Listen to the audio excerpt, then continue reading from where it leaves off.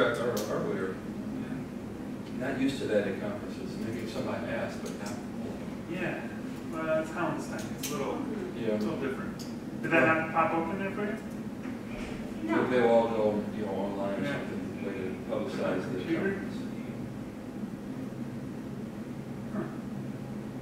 It's on your device. It's listed on your devices, but if you don't print there. Did it try it? I guess I could pull it out as it happens.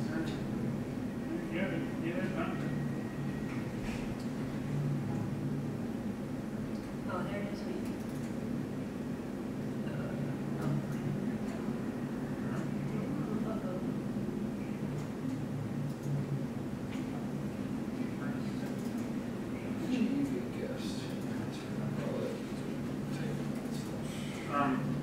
Why don't you go back to that Finder, that folder down there, and then click on computer there, further down. Now click on local disk Q up at the top. Huh? That would be the one. All right, it's not that important. Otherwise, if you could email it to me. No, First you it's have- actually it's not. Oh, never mind. Maybe you can just hold it. Yeah, he's supposed to have the law leaders, and then, I don't know, the box is empty in the green room. Oh, I think that one came up. I'll get it. He's using the sound. Yeah. There's a man who's right now.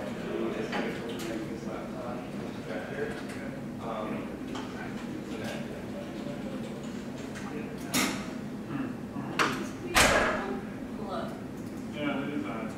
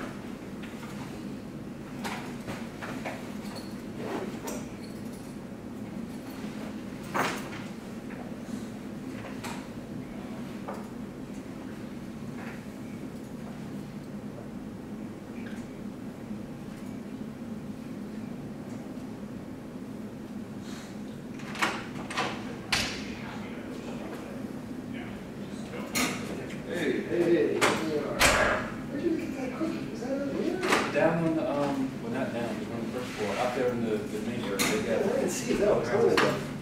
Did it work now? Yeah.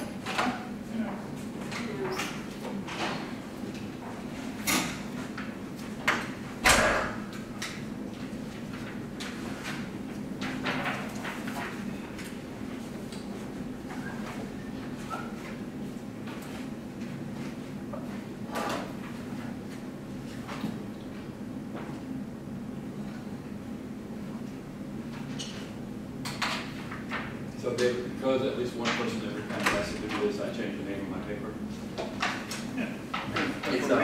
It's like, well, you, actually, no, you already know, because you got the one that's got the slightly different type of.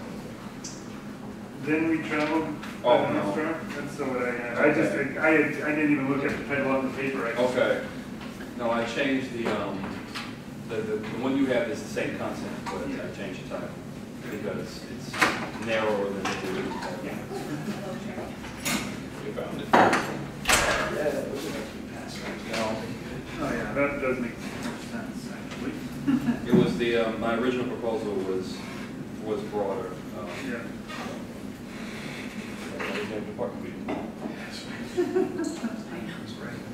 All in favor? Where's Karen?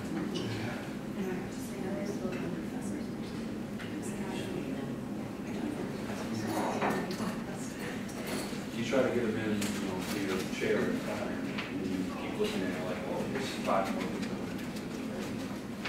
Can I call you out on all? Works for me. I plan to just go in the order that you're in the program. For simplicity, I'll introduce you each right before your paper, not all at once. You know, like so. That's cool. And it's probably easier just to sit out and come up and read your paper. Based Can we on stand it? Well, Is that's it somebody's image? Yeah, Yeah, that's Nancy's. Oh, that's it? She turns it away.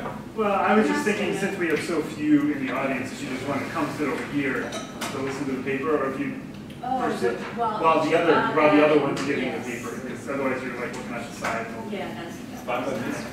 So, and, yeah, we can just sit in the front rows here.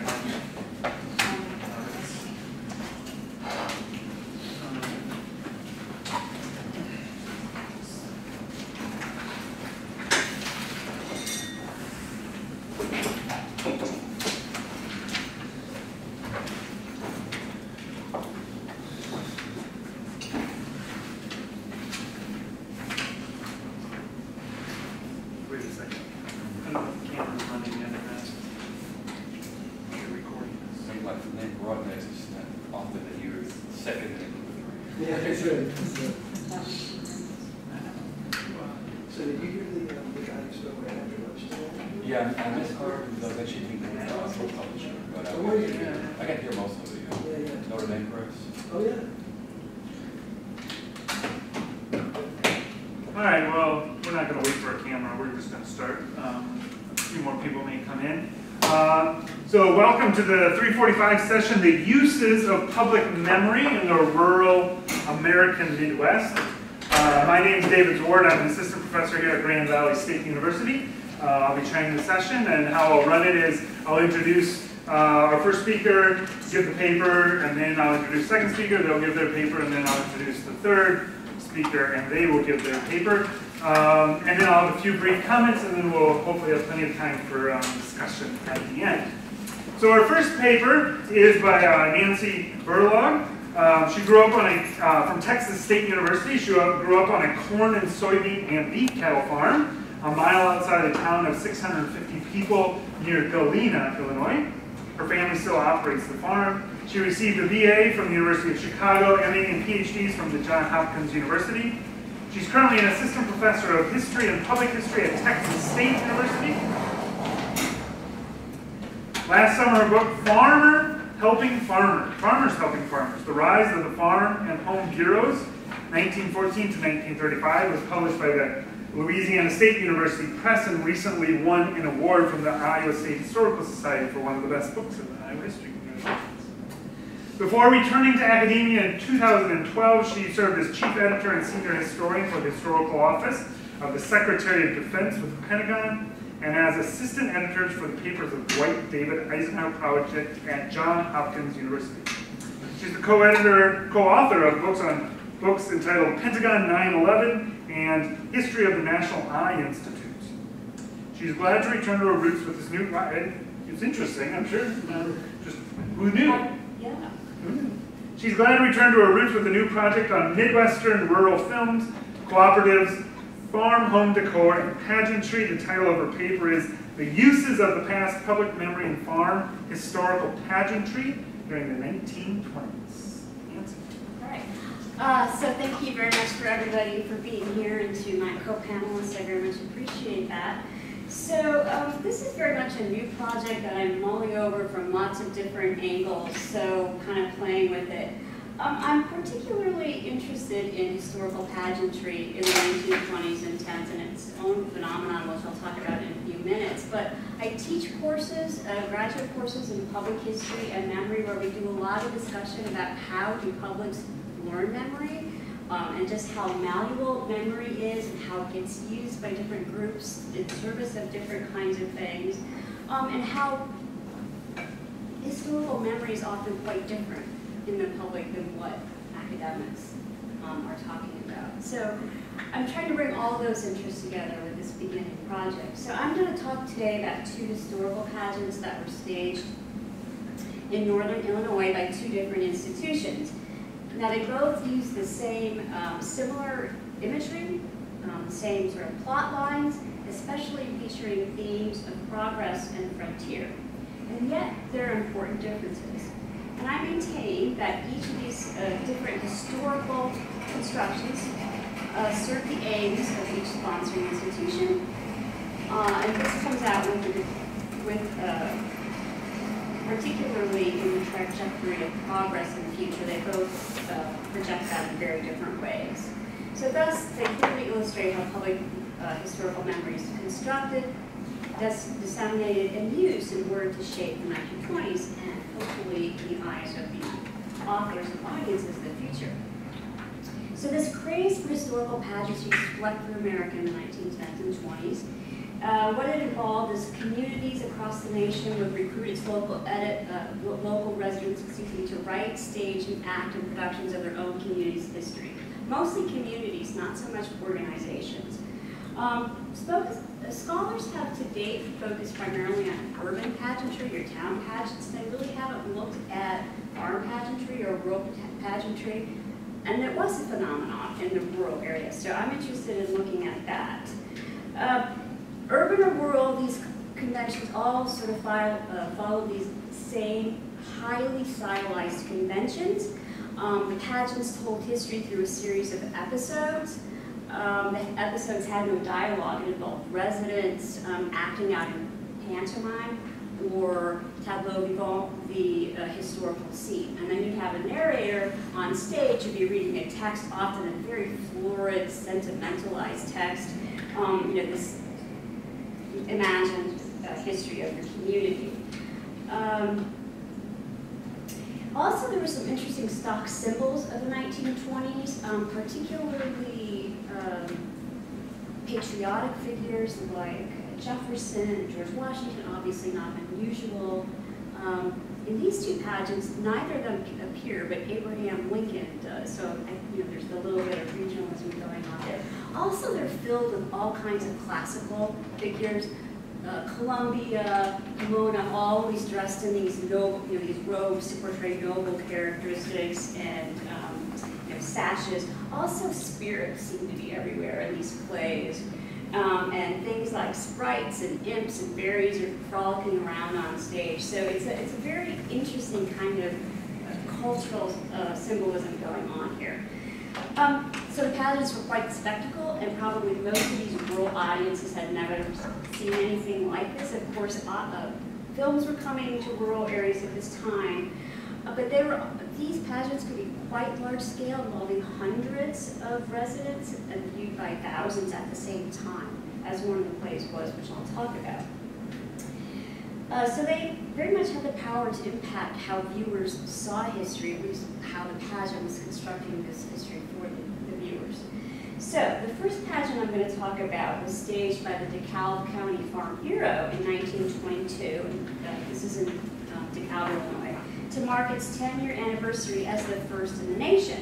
And it was titled Forward Farm Bureau. And it was very highly publicized. It was filmed by the American Farm Bureau Federation and then disseminated nationwide to its community bureaus. It had a cast of hundreds from 13 counties and thousands reportedly in the audience. And it was staged in a field on the grounds of Northern Illinois State Teachers College, now Northern Illinois. Excuse me. And local bureau leaders pen script, but they did hire a national recreation expert. They were called in the day pageant masters to produce this particular pageant. So to begin a very brief overview of this overall, of this pageant, it employs a very narrow-focused agrarian lens to tell the history of agriculture in Illinois, and then how that led to the rise of the Farm Bureau, and then on to talk about the various glorious achievements of the Farm Bureau, mostly the scientific methods that the Farm Bureau promoted. These methods ranged everywhere from anything from hog vaccination to boys and girls clubs, soil fertility. There was even a parade of floats with those kinds of names that was filmed in part of the pageant. So while it celebrated this 10-year anniversary, it also offered a cautionary tale about the need to increase and expand such science and organization if farmers in America were to be successful in the future. So the other pageant is a 1923 pageant put on by Carroll County, and it celebrated its 100th anniversary over 3 days. It was titled "A Century in Carroll County," and it portrayed a typical kind of pageant, community pageant history with progression of local history. They did mention some national events that they felt shaped the character of the county and its people. And it viewed history primarily from a community lens rather than an occupational perspective, though it did talk a lot about agriculture because that was an economic exhibit. So in this narrative, history unfolds very smoothly from the country's origins, from the county's origins, very smoothly through to the thriving present. There's no, everything's believed that the future will look just like that. It depicted some of the local personages and local events. Okay, so I want to talk about some of the similarities in the opening of the two different pageants, and they really start with this mythical origin story of the land in Illinois. It's the story primeval of the forest and prairie primeval. The pageants pictured a land that was devoid of human activity, but it seemed to the flora and fauna. The Bureau pageants use such typical rhetoric as virgin soil, unbroken soil, untamed wild grasses to indicate this forest primeval. It also, I like this quote, it's, quote, "For a million years, the narrator, for a million years, the land has stored an untapped abundance." And I'll talk about that a little bit later, but it's a very telling statement. So the Carroll County pageant opens, the other pageant opens by imagining the local setting 100 years earlier. And there the streams sing gaily, the sun kisses the faces of the wildflowers, the birds sing in triumphant chorus, and I'm quoting all of these lines. Leaping fish appear, furry forest beasts, little prairie creatures, and they live side by side in harmony. And it is a land and time, the narrator says, where there was, quote, "no strife, no hate, no turmoil."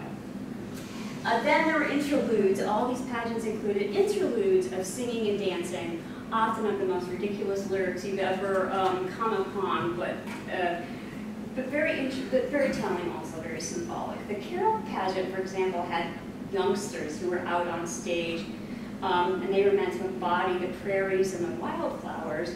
And they cavorted on stage, and they meant to bring life to, quote, "the gentle winds," rippling, quote, "the long prairie grass and the sun-kissed flowers," thus the representation of Illinois there. Similarly, in the Farm Bureau pageant, young dance and song troops gave voice, and that term is used, gave voice to the natural elements they viewed as characteristic of Illinois: the forest, flowers, birds, prairies, wind, and rainbows and raindrops. So essentialized, innocent, untamed, and unspoiled, the frolicking youngsters were ideal to symbolize the pristine landscape that scene episode was talking about. So now I'm going to jump to the next section, the next episodes of the pageants, where they talk about the pioneer days on the frontier. And this is only when chronological time actually starts for both of these plays. It only starts with the arrival of the first settlers. That's the only time history could progress forward. So the Farm Bureau pageant typically refers to pioneers breaking soil, draining the sloughs, cutting the timber. They survived by, quote, "sweat of the brow," through, quote, "barter and exchange with the, quote, frontier store." So they did use that word frontier. And they talked about how crude agriculture was and how non-existent community was. And that was depicted on stage in pantomime. The Carroll County pageant similarly featured the first settlers who made their home in the, quote, new country, and that was Savannah, Illinois, to Mississippi River town. And it describes, quote, how strong-hearted forebears, end quote, suffered many hardships in the early days. And this included the terror of the Black Hawk War of 1832. Then the episode switched, both of them, switched next to this golden age of settlement. In each pageant, the hard pioneer phase was followed by a golden period with rapidly expanding settlements and societal advancement. Farm technology advanced, farms were fenced, new farm inventions, schools, towns, communities came into existence, and again, pantomimes portrayed this. Carroll County, for example, has some pantomimes where they reenact the naming of Carroll County, they depict a settler wedding, and the first agricultural fair. And the narrator for Carroll County sums up this golden age, quote, men and women and little children went forth with scythe and sickle to cut the grain, gleaming golden in the summer. Communities harvested and celebrated together, and there's feasting, joy, and dancing. So again, this sort of very simple, happy pastime. So it is in the late depiction of the 19th century where these two pageants diverge. Again, over the trajectory of progress. Carroll County, as I said, depicts history as one of upward continuous advancement, and even such disruptions as the War of Rebellion, which that was the terminology used, with its accompanying scene in the Lincoln-Douglas debates and the Great War. Neither of these result in any real problems for Carroll County. Instead, they create greater national unity. So life inevitably got better in this narrative. By 1923, the present, that children had gained recreational opportunities, adults had better churches, there were new agricultural organizations. And then the final prologue pounds home the celebration of progress with these lines, quote, faster and faster turn the wheels of time and progress, more wonderful things each day brings forth, wonders our fathers could never dream of, end quote. So characters on stage then illustrate the wonderful improvements. Transportation has shifted from over 100 years from oxen to carts. Communication has changed from signal fires to radios, and women, their change is they no longer carry about jugs of water. So the narrator's final lines predict continual progress for the county. Going onward, ever onward, building, building, building. Farms and village, schools and churches, fields and vineyards. So viewed primarily through the lens of community, the pageant in Century and Carroll County was meant to instruct audiences on their heritage and how it could be a guide for the future. So using the past to tell people what they should, how they should be walking in the future. And of course, it's a very selective vision of the past. And it privileged technological progress rather than celebrating social or transformational progress or change, such as, for example, giving the vote to women nationally in 1920, which had just occurred, not mentioned. And so, and the concluding lines request the county residents to guard this heritage from those who would despoil it. Now, they don't name who might despoil it, yet it's clear that local leaders believe that maintaining the status quo in social and economic world would ensure an ideal future. So ultimately, this pageant has very self-congratulatory air and more than a tinge of smugness that left no room for reflexive questions about the social order of the day. And I'm very much reminded of the point made by Czech author Milan Kundera, who wrote that kitschy historical memories served, quote, the need to gaze in the mirror of the beautifying lie and be moved to tears of gratification at one's own reflection. So, to move on to the Forward Farm Bureau, which has a different understanding of progress. It constructs history in the late 19th century as not as questionable, as progress is not inevitable. In fact, instead of going upward easily, it's a story of decline for farmers in the late 19th century. The quote, the golden grains ripen more slowly than when our fathers planted and cultivated. And then man is beset with problems. The results of his labors are severely molested. Grief attends him. And then these problems are depicted on stage by allegorical figures named depleted soils, inferior seeds, damaging insects, corrupt livestock, infectious disease, and inefficient production. And it points out how farmers are very slow to realize that the art of farming is not enough and that farmers need to employ students. This is a picture from another pageant where you can get a sense of the costumes. This is supposed to sort of, I think, be a little blighted potato.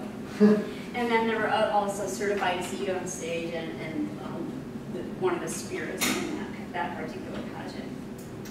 Okay, so the Farm Bureau pageant recommends that science is only going to change the trajectory.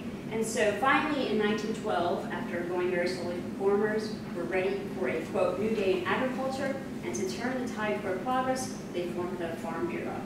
And then the subsequent episodes, as I mentioned, describe the scientific methods. So history constructed in this way, where progress was in question and not inevitable, served the purposes of the organization. It was important to depict historical decline and ambiguity about the present, but also some hope in order to draw followers to the cause of scientific and organized agriculture. A history only of progress and celebration would have negated the need for the Bureau. Okay, so it is sorry, jump pages. I want to argue also that both pageants, I'll go back and talk a little bit about this frontier narrative, which sounds really familiar today and may not seem, why am I talking about that? But here in 1923, the narrative they're talking about is very much related to the narrative of the Trans-Mississippi West, not a Midwestern narrative, nor is it an Eastern narrative. Historical pageants of this time usually presented Eastern states in their relationship to Europe and migration. They made Pilgrims, Puritans, and Plymouth Rock central to their historical origins. They chronicled the colonial period, founding fathers George Washington, Thomas Jefferson. Now, some Midwestern pageants did also, but not in the rural pageants I found. The patriots featured in these rural pageants are the common man, much more than Jefferson. So the art historian William Trutner has pointed out how in the late 19th century, chronicles and imagery of American expansion had solidified into two orientations, one towards New England and the other towards the West. And these pageants chose sort of a Western pioneer narrative. So this narrative offers a select and edited history that replicated in short forms the ideas of manifest destiny that had become so dominant by the mid-19th century.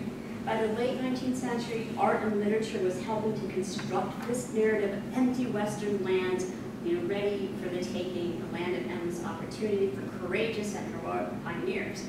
Indeed, popular artists invented images of abundant wilderness, frontier, and settlement that long gripped mass popular culture, and then we see these in these Midwestern pageants.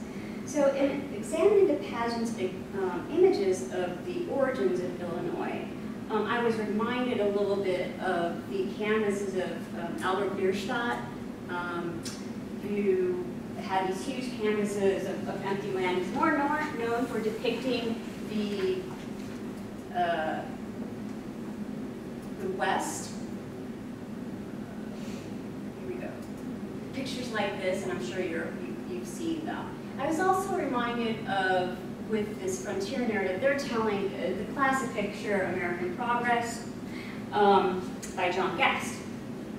So, I'm going to skip here to the end because I'm running out of time, but I do want to argue, make this sort of pontificating final point, which is that these pageants were offering exclusionary selective memory.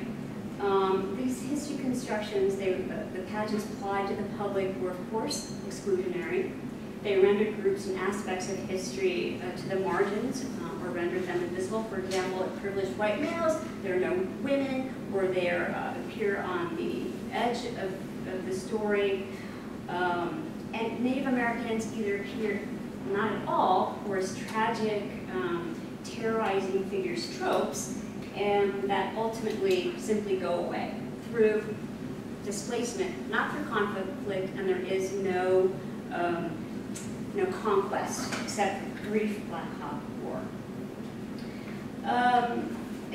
Let's see. So the lack of social, racial, ethnic, gender, or even occupational diversity homogenize history, and they implicitly idealize pioneers, farmers, and residents as Anglo. And the term Anglo and Saxon were not atypically used through these pageants. So my point here is not to impose a more current historical interpretation retroactively to these pageants. Rather, I'm looking at the manner in which these mythical presentations of a Western-type frontier captured the captured the imagination of generations of America, and how these were used to drive larger political and social agendas of the time. We see this on display in the two pageants examined here. The presentation, this pioneer narrative continues to have dominance in American culture and history, particularly among public audiences, despite the revisionism of the new Western history we find in academia and organized history. Indeed, we all probably recognize these tropes of pioneer frontier progress because they're everywhere. But these pageants, really depicted these origins on some level as truth, as history. And so this reification, I think, continues with a vengeance. And you see this, some of you may remember the controversy over the West is America exhibit in 1991 in the Smithsonian, which challenged some of this pioneer narrative. And it caused this huge outroar with some publics, many publics who argued this was destroying the image of America. So to end with a final couple of sentences, I want to use a quote by cultural historian David Glassberg, who says, quote, "The power to define what particular version of history becomes the public history is an awesome power indeed." And this is something the organizers of Forward Farm Bureau and the Carroll County pageant understood. And it's reflected in the decision they made to stage a pageant and in the selection of what histories to tell. However consciously done, the select versions met the public purposes of the pageants, and still such public memory continues to be reiterated over and over again during its dominance. Thank you. Thank you, Nancy. Yep. All right. Our next paper will be given by David Broadnax. David is a professor of history at Trinity Christian College in Palos Heights, Illinois, a suburb of Chicago. He received his BA from Illinois Wesleyan, a JD from the University of Iowa Law School, and an MA and PhD from Northwestern University. He's been working on African Americans in Iowa, mostly, including a published article, "Will They Fight? Ask the Enemy. The story of the 60th U.S. Colored Infantry, Iowa's African American Civil War Regiment in the annals of Iowa," and has given many presentations, including "They Would Die There as Soon as Anywhere," Black Iowans, Physical and Legal Resistance to Slavery, and Politeness and Obliging Manners, Race, Gender, Class, and Combination in Davenport, Iowa, 1830 to 1800. The title of his paper today is "Their Old Comrade, Black Public Remembrances of Slavery, War, and Freedom, Dallas County, Iowa, 1860 to 1900. David.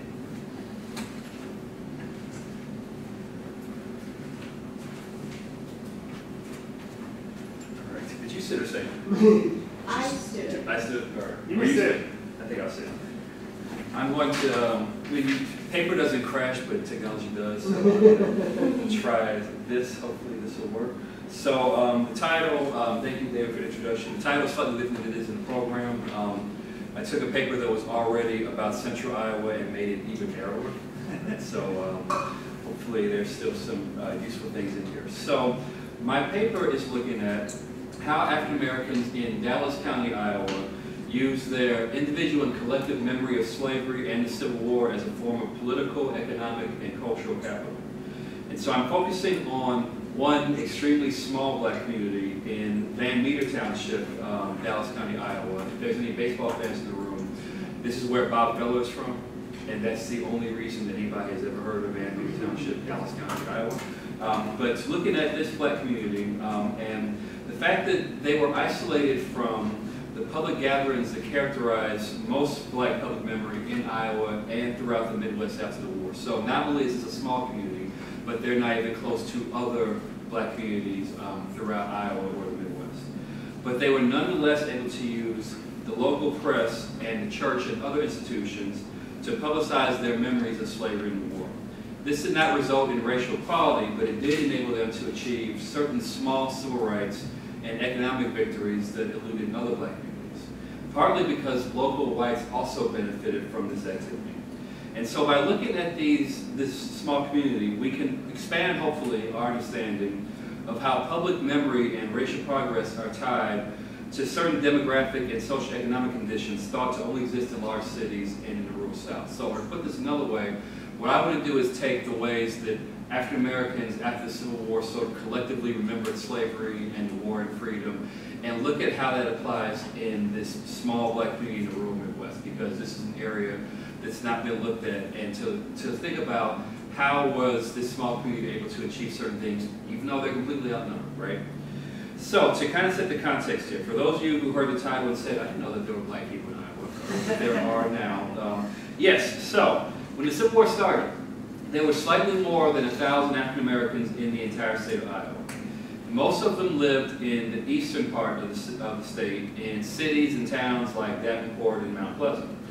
And even though these black communities pale in comparison to black communities in places like Chicago or Cincinnati, or certainly eastern cities like Boston and New York, they were large enough to support black churches, black schools, and black businesses.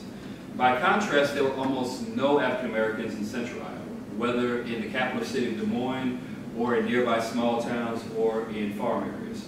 So to put this, to put a number on this, as of 1860, in Des Moines and Polk County, which is where Des Moines is in, and in the 8 counties that surround Polk County, there was a total of 60 African Americans in this entire 9-county area around Des Moines. And 1/3 of them were part of one family. But then during the Civil War, Iowa's black population nearly quintuples in size. In the Des Moines County area, or sorry, in the Des Moines area, the population increases from 60 in 1860 to 567 by 1870.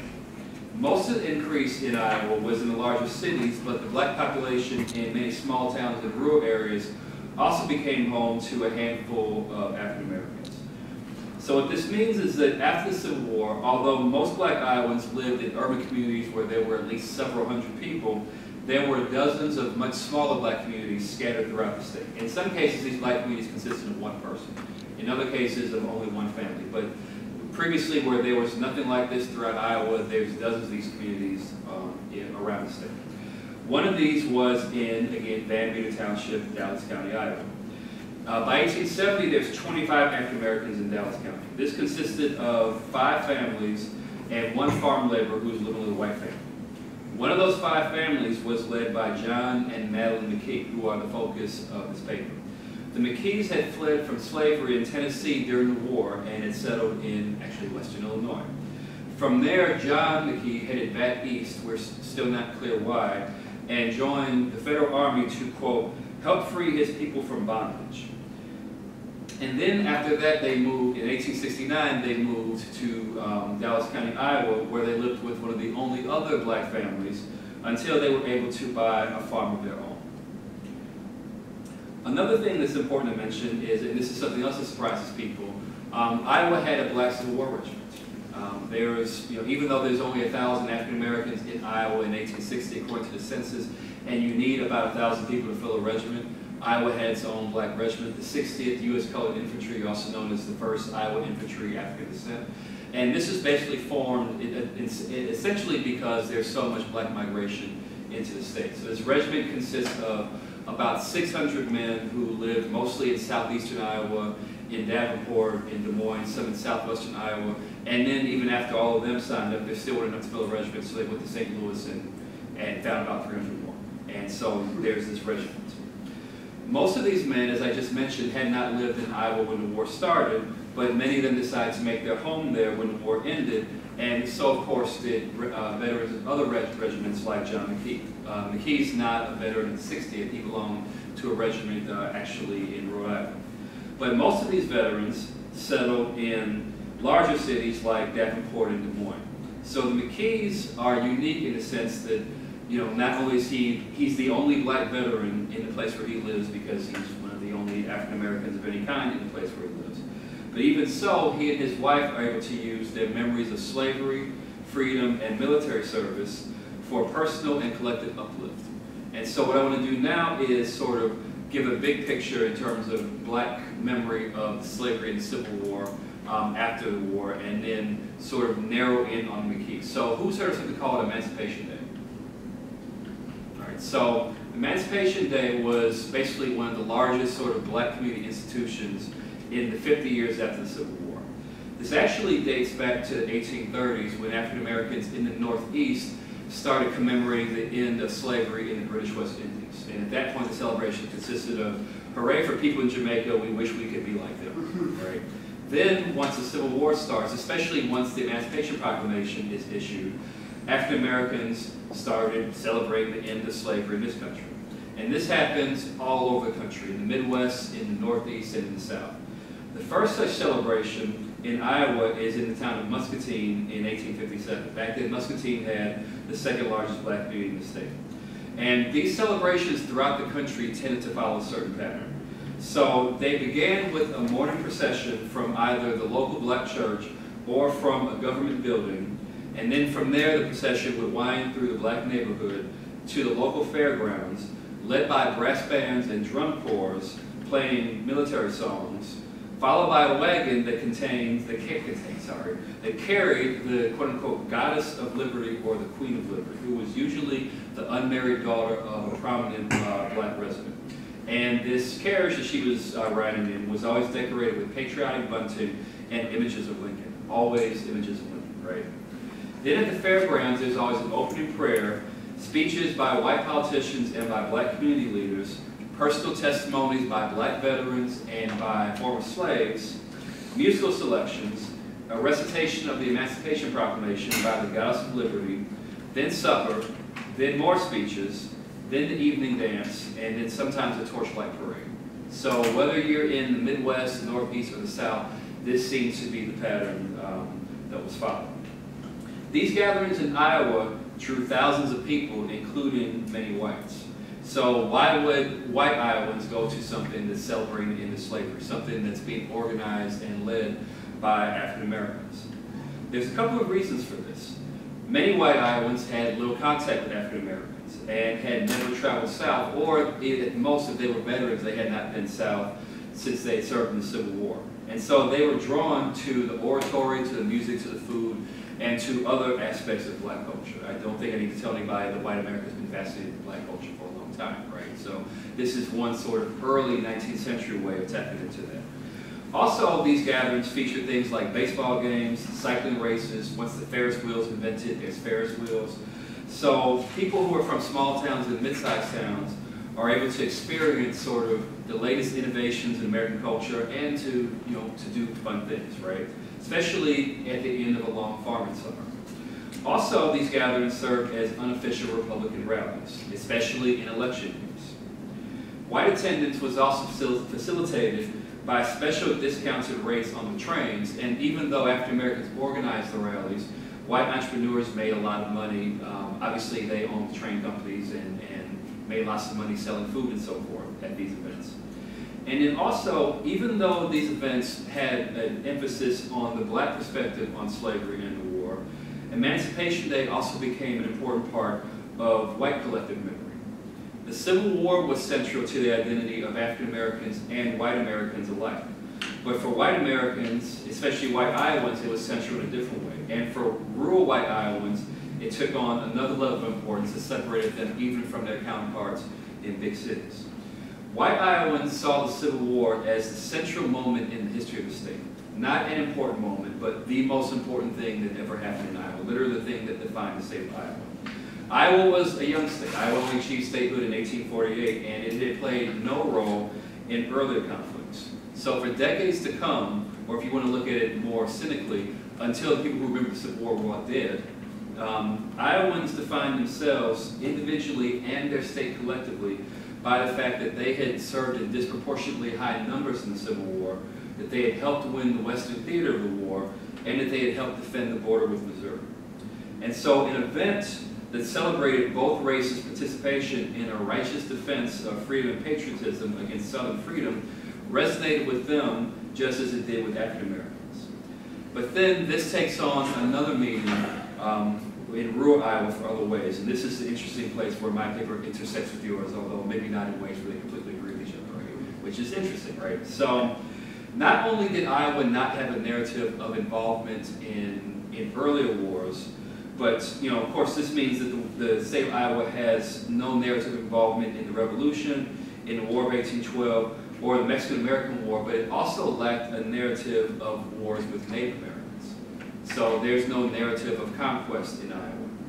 So the land that became the state of Iowa had come into the hands of white Americans through conflicts like the Black Hawk War, but these conflicts had mainly taken place outside of Iowa. Iowa ends up being some of the land that ends up passing to white Americans because there's conflict someplace else. And so if you compare Iowa with someplace, for instance, like my native state of Alabama, where the Creek War is an important part of, this was Native American land, and there's a Creek War, and then it was white land, right? Or in terms of the perspective of people who wrote the history, it was our land. Or if you want to compare this with, Virginia, this land belonged to the Powhatan, and then we took it, and now it's ours, right? Iowa does not have that narrative because it doesn't have that same sort of history. And so what this means is that white people in rural Iowa cannot construct that same narrative of conquest because their land actually had been vacant by the time that they arrived. It was vacant because Native Americans had lost the land before they got there, but nevertheless it was vacant. They could, of course, still be part of a national racial narrative in terms of we, white people, took this land from them, but they could not be part of a statewide narrative in this way. And so what this means is for a group of people who are trying to create an identity through patriotic military conquest, the Civil War becomes even more important because it's the only sort of narrative of patriotic military conquest that they have. Not to mention the fact that it's the Civil War, the most important war in American history of all time, if not at the very least until that point, right? And so this need to create this identity becomes so important that it at least partially overcomes the need for that identity to be all white. So African Americans can find a place in this identity of we, including African Americans, helped win this war and defend the country. And partly because African Americans themselves would not allow white Iowans to forget or to ignore their own role in crushing the rebellion. So then why is Emancipation Day so important to African Americans in particular? Part of it, in the same way that white Iowans were seeking to find out what Black Southern culture was like, Black Midwesterners were seeking to remember what Black Southern culture was like. Also, Black community leaders saw these events as a means to reinforce their authority and to reinforce their patronage connections with influential whites. There's also people who, in the same way that other folks are going to have fun, there's some people who are going to have fun in ways that some community leaders may have found embarrassing, right? Also, Black veterans in the Midwest had little involvement in the Grand Army of the Republic, which was the prominent veterans organization. Some people have actually called this America's First Lobbying Group, right? The organization that was open to all honorably discharged veterans of the Union Army after the war. And the Grand Army of the Republic was so important to white Iowans that there was actually a law in Iowa saying that it was illegal for someone to wear the badge if they weren't a member, right? That's how important this was in Iowa. But even though northern GAR posts were officially integrated, few African Americans in Iowa were involved. So these gatherings enabled them to have their own way of celebrating their military service, and also enabled them to strengthen the connections between communities throughout Iowa. If you have a celebration in Des Moines, people from throughout the area are going to come. If you have one in Davenport, people from all the other towns are going to come, and so forth. And it enabled them to assert their collective memory of the past and their visions for the present and future. Even though the themes themselves changed between the 1860s and the 1910s, the overall message of remembering slavery and the war, celebrating progress since the war, and using this information as instructional for the present day remain constant. Or to quote from historian Kathleen Clark, quote, a meaningful arena for reflecting, enacting, and refashioning evolving identities. The testimony of the former slaves turned their dehumanization, or the testimony of former slaves about their dehumanization, made the gatherings into what one reporter referred to as a quote-unquote experience meeting, enabling African Americans to control their own history and explain why they deserve equal citizenship. Some of these speakers who were former slaves were also veterans of the war, who wore their full dress uniforms while they spoke, while others were sympathetic white community leaders who also remember these events, but obviously from a different point of view. The speakers, both black and white, also lectured the former slaves on their best course of action as free people. Here's what we should do now that we are free. As time goes on, the veterans transition from playing a leading role at these events to literally sitting in the background while younger speakers pay tribute to them. Also, as time goes on, the speeches by the former slaves become more educational than commiserative. If you're in a time in the 1860s where almost every black person in attendance is a former slave, you're not educating African Americans about what slavery is like, everyone knows. But by the time you get to the 1890s, it's, now you have, at least one or two generations who have no memory of these events, and there's a need to try to educate them on what it's about. And then also there's the fact that as time goes on, white Americans are increasingly influenced by the white South's version of events. So if you think about David Black's work on how the South lost the Civil War, but they won the war and how the war will be remembered. And African Americans look at that and say, we have to use Emancipation Day as a way of making sure that our version of the story gets out, right? And so this also means that as time goes on and race relations grow increasingly hostile, speakers at Emancipation Day see a need to use the past to address present-day political concerns, things that are coming up as race relations get worse as time goes on. So to summarize all of that, black and white Iowans had social, economic, and political motives to organize and take part in Emancipation Day celebrations. Even small towns in Iowa tried to host their own gatherings, but this was not always logistically possible, especially in parts of the state where there's few or no African Americans. So, for instance, how many Emancipation Day celebrations did Van Meter Township have? None, right? Because there's only, a few dozen in the entire state. But the McKee family found more localized ways to publicly commemorate the past, to accomplish some of those same goals that people are doing in larger communities, but to do it in their own way. And so one way to look at this is to focus on John McKee's status as a Civil War veteran. He's one of many men in Dallas County who has served in the war. He's the only African American in Dallas County who has served in the war, but many of his white neighbors were also veterans. But in the same way that his status as a landowner and the fact that his children were educated and skilled craftspersons made them respectable, his status as a veteran makes him respectable. And so to give an example of this, his children attended schools where they were the only black children in the entire school district. And this is shortly after Iowa's State Supreme Court made a decision that officially desegregated public schools, but just as what happened in the South almost a century later, other school districts around the state fought tooth and nail to keep from having to integrate. But in Van Meter Township, Dallas County, the schools seem to have been integrated with little or no trouble. Another example of how the McKee situation is kind of different is the McKees attended an otherwise all-white Methodist church. And this is in a time and place where integrated churches are almost unheard of. So most black Iowans either founded their own churches. This is also one of the first things they did when they established a community, or they traveled to nearby churches, or they just didn't go to church. But the McKees attended a white church. Also, John McKee is one of the few black veterans who's involved in his local GAR chapter. On one occasion in the 1890s, other local members of the GAR visited the McKee farm for, quote-unquote, a surprise on their old comrade, Mr. McKee. And they spent the afternoon singing and telling old stories. This comes to us from a family history that was written by John McKee's granddaughter. This account of this event does not provide the names of John's friends. But given the fact that Civil War units were racially segregated and John was the only black veteran in the entire area, this group of veterans could not possibly have reminisced on things that they did together, right? Because they would not have served together. But they served in the war, broadly speaking, together. And so, like larger Emancipation Day gatherings, this social call to the McKee Farm enabled this small group to assert their collective memory as veterans, and by implication to assert that the very fact of remembering the war was itself worthwhile.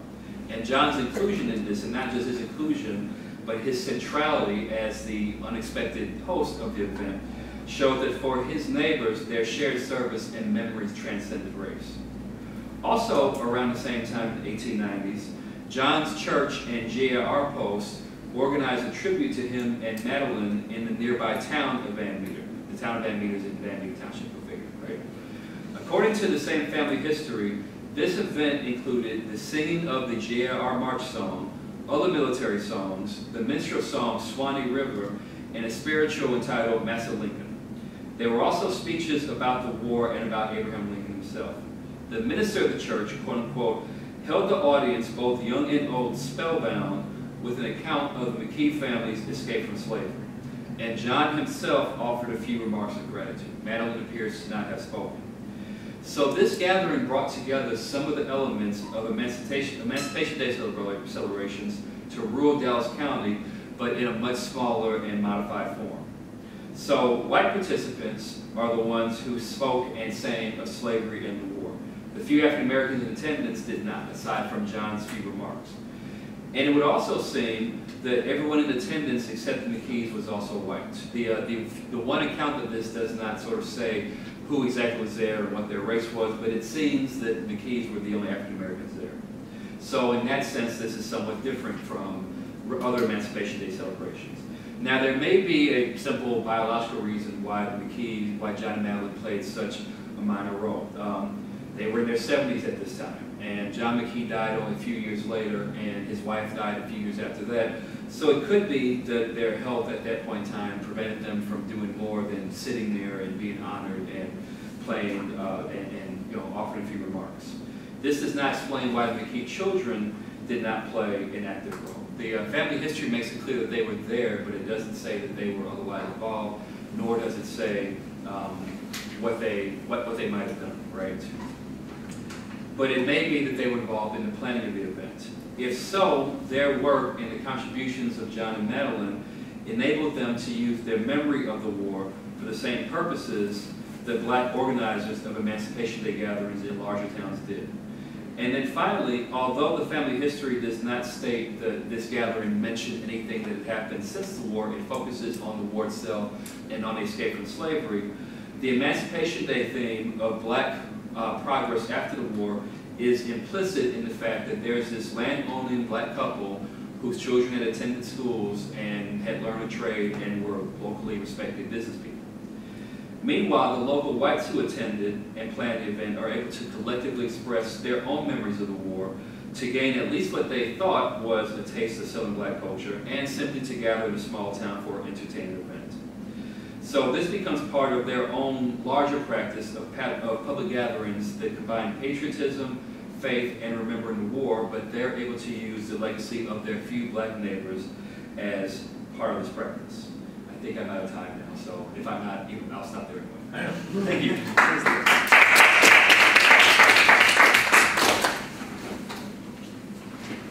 All right.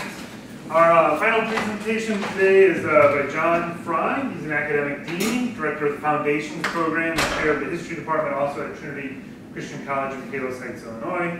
He was raised on a farm in western Pennsylvania, attended Geneva College and received a degree in history, has a Master of Library Science, as well as an MA from Duquesne University and a PhD from the University of Iowa. His primary field of interest is the American West and rural history. He has 2 books, one an edited memoir of Laura Gibson Smith entitled Almost Pioneers, One Couple's Homesteading Adventure in the West. He's also written The Farm Press, Reform and Rural Change, 1895 to 1920. He's currently writing a biography of Laura Ingalls Wilder with particular attention to her faith, from which the focus of this paper is, entitled Little House and the Little Church, Memory and the Church in the Published Works of Laura Ingalls Wilder. John. Let's take the same slot here. So, Yeah, switch so that nobody thinks you're me or you. So thanks for all coming to hear me. Thanks to Nancy for putting this together, to David for bringing his best stuff, as he always does, and to David for chairing. I also need to thank the Herbert Hoover Presidential Foundation for the provision of a travel grant to the library, the Hoover Library in West Branch, Iowa, to look at the Laura Ingalls Wilder papers and the Rose Wilder Lane papers there. And I'd also like to thank my institution, Trinity Christian College, for a summer research grant. Laura Ingalls Wilder's Little House books have delighted young and old for almost 100 years. Based on Wilder's own childhood, the novels feature clear descriptions of pioneer life in multiple Midwestern locations: Wisconsin, Kansas, Minnesota, and South Dakota, from the point of view of a fictional girl who grows from a toddler into a young woman. First published during the Great Depression, their popularity during the 20th century was staggering. One recent article estimated that over 34 million copies of the books have been sold. While the books no longer have the cultural influence that they once did, there's still evidence that there's a significant group of Americans who love them. Most strikingly, when Wilder's previously unpublished memoir, Pioneer Girl, was released in 2014, Amazon.com repeatedly could not keep it in stock. It's now in its 9th printing, and over 165,000 copies have been sold. So, as David mentioned, I'm currently working on a biography of Wilder that gives particular attention to her faith. And when I was approached about being on this panel, I realized that the treatment of God, Christianity, and especially the church in Wilder's works provides an interesting case study for thinking about how individuals remember important institutions from their childhood.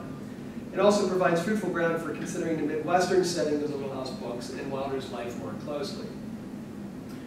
There are two challenges in approaching the faith of Laura Ingalls Wilder. First, the nature of the most available evidence about Wilder's faith is conflicted. John Miller, author of the most scholarly biography of Wilder, describes her as devout and asserts that her abiding religious faith was an indispensable part of her life. However, when one reads the Little House books, there are a variety of different descriptions of the church and Christianity, some of them distinctly negative. In addition, Wilder lived for over 60 years, most of her adult life, in Mansfield, Missouri, and attended the Methodist Church there without ever becoming a member. So the first challenge is conflicting evidence. A second problem is that there's disagreement between scholars about how much to credit Wilder with the material in the Little House books, and how much to credit her daughter, Rose Wilder Lane. Wilder originally wrote the Little House books in longhand on lined paper. Lane took the written manuscripts and typed them, editing, making changes, providing plot and narrative structure, and adding dialogue in sometimes entire scenes. Laura reviewed the typed drafts, making additional changes and at times overruling Rose's alterations. But William Holtz, author of the most important biography of Lane, characterizes her as a ghostwriter. Wilder scholars dispute this depiction. Pamela Smith Hill, the editor of Pioneer Girl, calls Lane just a skilled editor. But at any rate, there was a collaboration between the two women on the Little House books, and Lane was a confirmed agnostic during the years that the books were written. It is not at all clear that the Little House books present a faithful representation of Wilder's faith. So in this paper, I want to consider two examples of how God and the world church are addressed in Wilder's works, and compare passages from earlier works with parallel passages in the Little House books, which are significantly different in direction and tone. I'll then suggest a possible explanation for the differences involving the relationship between Wilder and Lane and their regional identities. So to begin, consider an account in Pioneer Girl, Wilder's unpublished memoir until recently, that she first wrote in 1930. It provides her memory of an experience she had of God's presence when she was around 11 years old. It was in the context of difficult times for the Ingalls family while they were living in Walnut Grove, Minnesota. They had lost their farm after a 2-year locust infestation, and the family was living in town. Her father did odd jobs to support the family. At one point, Laura was paid to stay with a woman whose husband was frequently traveling. This meant that Wilder, as a preteen, often spent the night away from her own home. On one occasion, she was particularly troubled. Quote, "The rest of the days were lonely, and I was homesick. I knew things were not going well at home because Pa could not get much work, and we needed more money to live on. One night while saying my prayers, as I always did before going to bed, this feeling of homesickness and worry was worse than usual. But gradually, I had a feeling of a hovering, encompassing presence of a power, comforting and sustaining. And I thought in surprise, this is what men call God. Unquote. So this specific account does not appear anywhere in the Little House books. Wilder omits several of the most difficult years of her childhood from those. However, a passage that describes an experience with God's presence does appear in the fifth Little House book, By the Shores of Silver Lake, which was published 10 years after Wilder wrote Pioneer Girl. In Silver Lake, the experience is set in a completely different context. In this book, one of the key conflicts concerns whether Laura will become a teacher in order to make it possible for her blind sister Mary to attend college in Iowa. Laura knew that she did not want to teach, but in chapter 23, titled On the Pilgrim Way, during a prayer meeting at their home, she has the following experience, quote, "They all knelt down by their chairs, and Reverend Alden asked God, who knew their hearts and their secret thoughts, to look down on them there and to forgive their sins and help them to do right. A quietness was in the room while he spoke. Laura felt as if she were hot, dry, dusty grass parching in a drought, and the quietness was a cool and gentle rain falling on her. It truly was a refreshment. Everything was simple now that she felt so cool and strong, and she would be glad to work hard and go without anything she wanted herself, so that Mary could go to college." Unquote. So Wilder clearly believed that God existed and that at times he visited his people. But the way that the experience is remembered and depicted in the two accounts is quite different. Pioneer Girl presents a much more straightforward description of what happened. It is more explicitly connected to God and his grace. The account in Silver Lake is more poetic, describing what Laura felt using an extended metaphor. And the account is also more concerned with the development of the book's plot. Even more striking are differences in the description of Wilder's experiences in Sunday school. Wilder and her family began attending the Congregational Church in Walnut Grove when Wilder was 7 years old. Only one paragraph is devoted to Sunday school in Pioneer Girl. Quote, "We loved to go to Sunday school. Our teacher, Mrs. Tower, would gather us close around her and tell us Bible stories, and every Sunday she taught us a verse from the Bible that we must remember and tell her the next." Unquote. This brief description was turned into a specific experience for the fourth Little House book, On the Banks of Plum Creek. And it is available. There are some of the original manuscripts, handwritten manuscripts of Little House books are available, so I can compare what Wilder originally wrote with what was eventually published as On the Banks of Plum Creek. So in Laura's original manuscript, the depiction of Mrs. Tower, her first Sunday school teacher, is quite positive. Quote, "The lady told them her name was Mrs. Tower and learned all their names. Then she told a Bible story. It was one Ma had told Laura and Mary, so they knew it already, but they liked to hear Mrs. Tower tell it. After the story, Mrs. Tower repeated a verse from the Bible to each little girl in turn and told her to remember it and to tell it to her the next Sunday. That would be her Sunday school lesson. When Mrs. Tower came to Laura, she said, 'My very littlest girl must have a small lesson. It will be just 3 words. God is love. Can you remember that for a whole week?' Laura thought she was not so small as Mrs. Tower imagined. Why, she could remember long verses and whole songs. But she wouldn't hurt Mrs. Tower's feelings by telling her that, so she answered, 'Yes, ma'am.'" End of that quote. This becomes the following exchange in the published book. "When the others were settled on the square of benches, the lady said her name was Mrs. Tower, and she asked their names. Then she said, 'Now I'm going to tell you a story.' Laura was very pleased, but Mrs. Tower began, 'It is all about a little baby born long ago in Egypt. His name was Moses.' So Laura did not listen anymore. She knew all about Moses and the bulrushes." Then Mrs. Tower gives out Bible memory verses.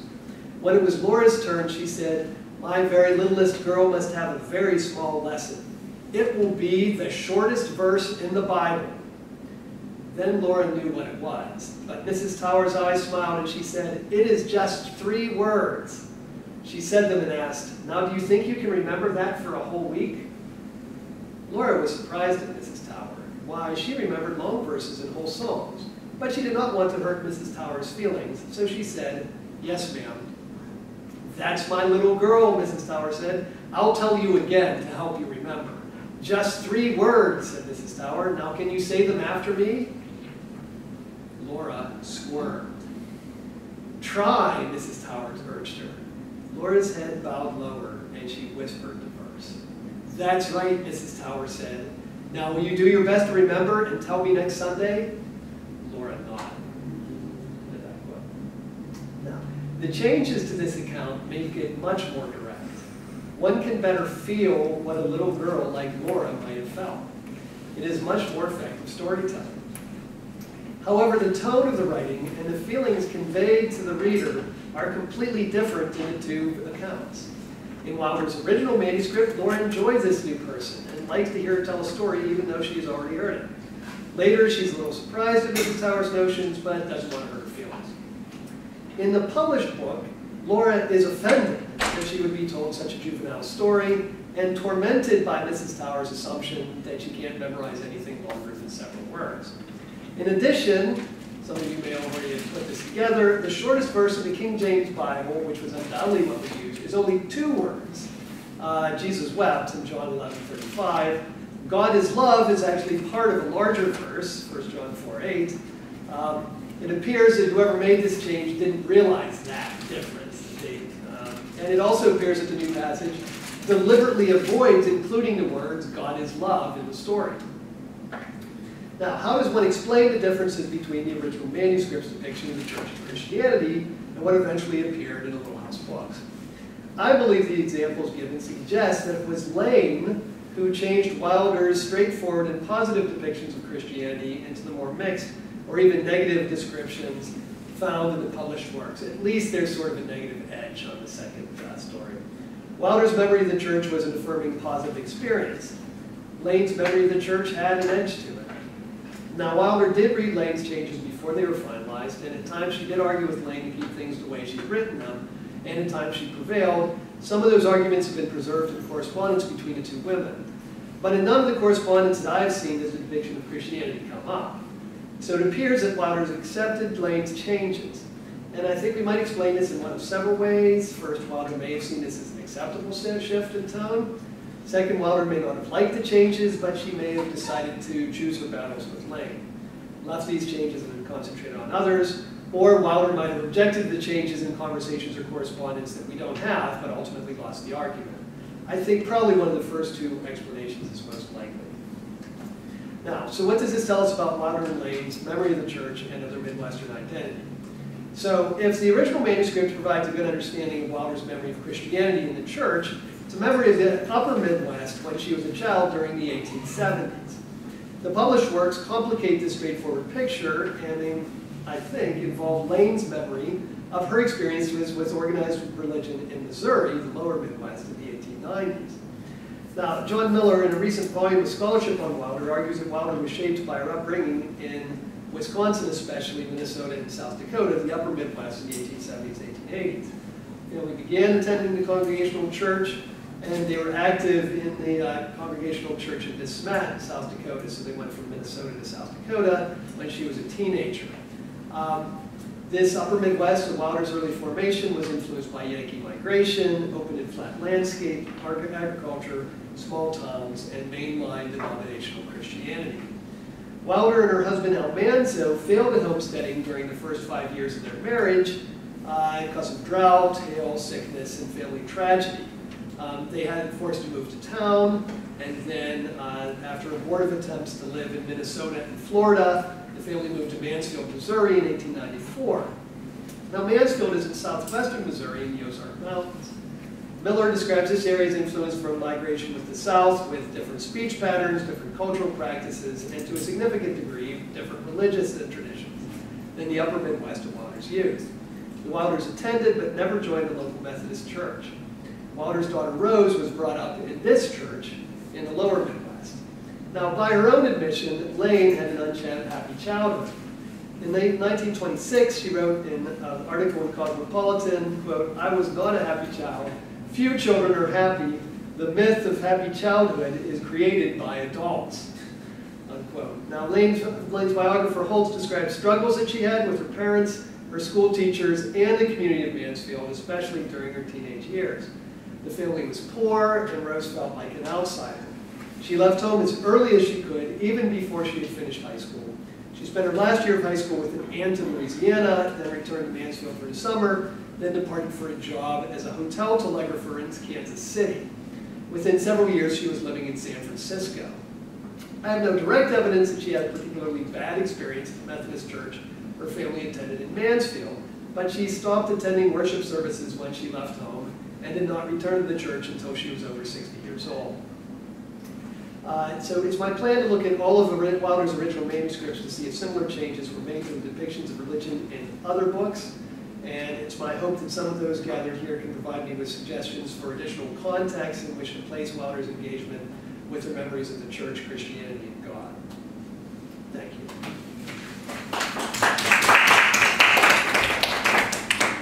I'm going to have Oh, a yeah, brief you can- comments, yeah, and you do that, then we'll turn it up. Then we'll all come back. But I did edit them down a little bit again. So just want to say a few comments, maybe see what threads we can have together, and then we'll, I have some questions built into here, and then hopefully some of you will have questions, and we'll go from there. So I think all three of these papers address the issue of rural Midwest identity formation in the late 19th century and early 20th century. Steering clear of nostalgia or heritage, these papers instead interrogate the process by which rural Midwesterners made sense of their world and constructed an identity as heartland people. By examining how they told stories about the past, our panelists invite us to think about how those in the heartland understood themselves in the past.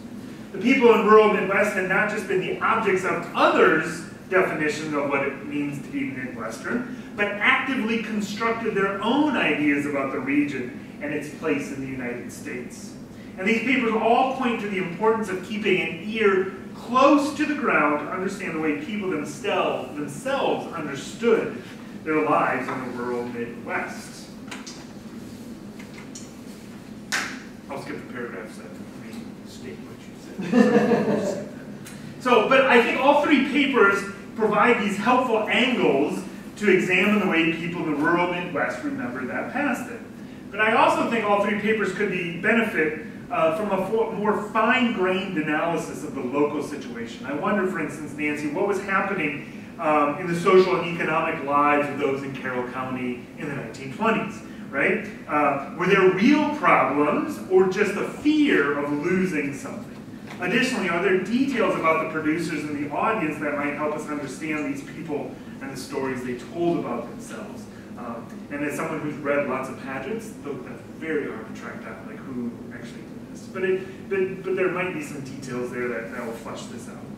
For David, what's happening in Dallas County? And what's the fuller story of the McKees from the 1870s to the 1910s? How are they experiencing these changes? Additionally, I wonder, do Iowans particularly tell the story of their efforts in the Civil War, not only as pro-Union and pro-the North, but also as anti-slavery and maybe as anti-racism to show how progressive they might be? There's another aspect there that I kept hoping for. And finally, John, how does Laura engage in that local church during the time she's writing the books in the 1920s, or well, into the 30s? What is the theology of her local church, and how does this relate to the larger context of religion in the era when she is writing? And might the memory of the role of the church in her life be more shaped by the present than what actually happened in the past? I also think all three papers could be strengthened by a more close examination of how memory of the past shapes actions or reflects values that they can no longer live out. For instance, I'm thinking of the pageants, right? So how does their hope that they could keep progressing maybe overshadow the reality of what life is happening in the rural areas? Of course, memory, identity, and religious ideas mattered, but how did they matter? Can we as historians connect more closely with people's self-identity built on collective memory to both their actions or inability to act in the ways they desire? And how does identity as a rural Midwestern shape how they encounter the world and made life decisions about where to live, whom to marry, who to associate, how to vote, etc., etc.? Or, again, alternatively, their inability to do as they had hoped. As we continue then to research and write about the history of rural Midwest, our challenge will be continue to interrogate how people on the ground understood their place in the world and how that identity interacted with their lived experience. I look forward to a robust discussion about how people in the rural Midwest in the past remembered their past. So, open that up. I don't know if you want to come back up here so we can answer some of those questions, or open it up to other questions that our audience has thought about. Yeah, we'll switch these back. Identifiable. I don't know if my questions made any sense, or if anybody wants to respond to that, and then we'll take a question. Or we want to start with a question. We got a question. All right, we'll start with it. John, did you, by any chance, turn up any more records on that with the Mansfield Methodist Church and others? Tried to run up if we were able to find it. But that's not been something that I've concentrated on yet. Yeah. Yeah, Nancy Fraser gave me some ideas about some people to talk to. But Nancy Fraser is ready, and just wrote like a 400-page biography. Oh, Caroline. So okay, Caroline, my bad. Caroline Fraser gave me some ideas. But yeah. There just don't seem to be records, and the last assistant at the Wilder Home to the curator was the Supply Methodist minister there. Oh, really? And we asked her to go scour through, and it's just, I don't know, we have the records. We just have like a hearsay of their participation there. Yeah. There's that interview with their one pastor. And, Yeah, and you know, that's pretty late in the game. The word got through because those who were still alive in the last few decades, or the very few that are still alive, said that they had the impression they weren't churchgoers and they were therefore bad people. Well, what it was is he just got so lame up the steps to the church, and he was deaf, and it didn't do him any good, and he drove, so they just stayed home. And then when he died, then she resumed going to church. So you can see how people's unholiness gets misinterpreted and passed around, because they would have been in church. It was a social activity, and it was communication. Right, and she, after he died, she went back.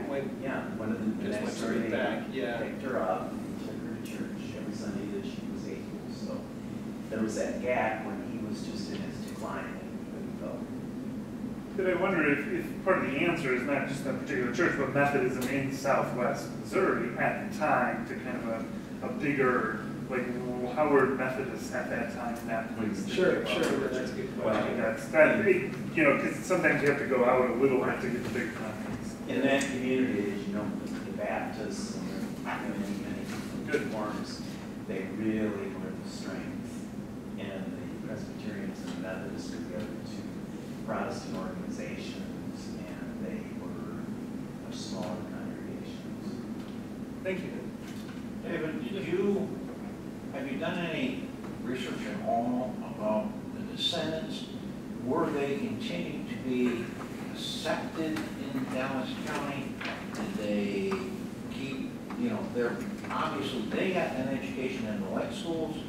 Did their kids continue to go to those schools? Did they stay? Did they leave? Actually, yeah, they left. So John McKee dies in the late 1890s, and then Madeline McKee dies in, I think, 1906. And after that, at that point, the children are all young adults. They all moved to Des Moines, which is, it's fun. This is rural life, I guess. Des Moines is not that far away. Like if you're in a car, you wouldn't think it would be that far away. But back in those days, that's quite a ways. But by then, lots of people go to Des Moines, and that's where the family actually still lives there. The reason why we have all this great stuff is because the granddaughter who wrote this history, when she died about 20 years ago, the family donated all of her stuff to the State Historical Society. But yeah, they're still in Des Moines.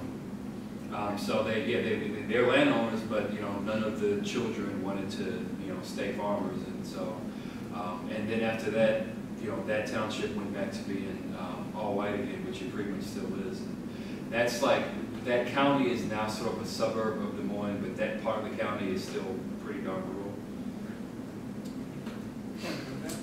Excuse me, this question is for Nancy and for David, I think. So, and this also has to do with some of the other speakers that we heard today. In how far has the memory of farming whitewashed the history of farming? And I'm asking that because I was surprised by your story. I mean, so we're very familiar, I guess, as a